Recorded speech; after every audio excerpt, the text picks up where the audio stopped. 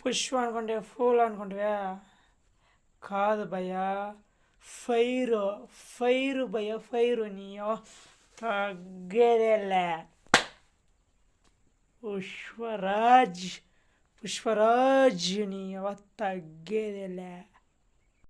కాదు భయ్యా, fire fire భయ్యా, ఫైరు తగ్గేదేలే.